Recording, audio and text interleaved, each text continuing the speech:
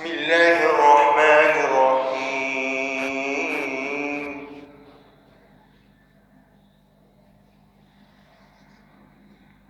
أولم ير الإنسان أنا خلقناه من نطفة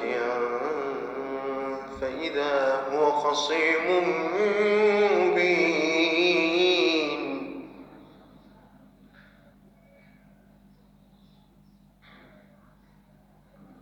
وضرب لنا مثلا ونسي خلقه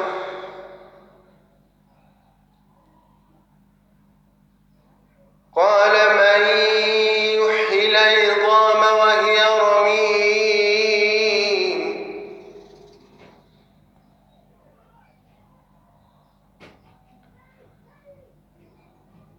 قل يحييها الذي أنشأها أول مرة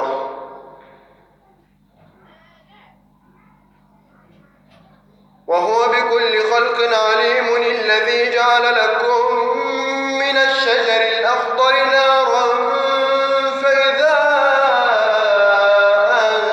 أنتم منه توقدون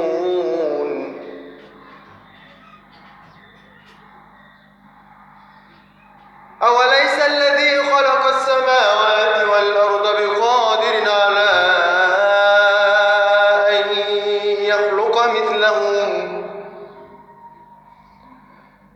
بلى وهو الخلاق العليم.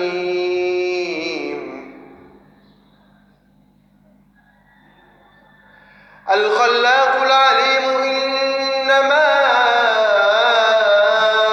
أمره إذا أراد شيئا أن يقول له كن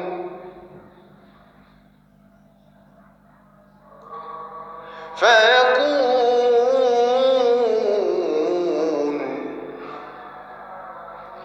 فسبحان الذي بيده ملكوت كل شيء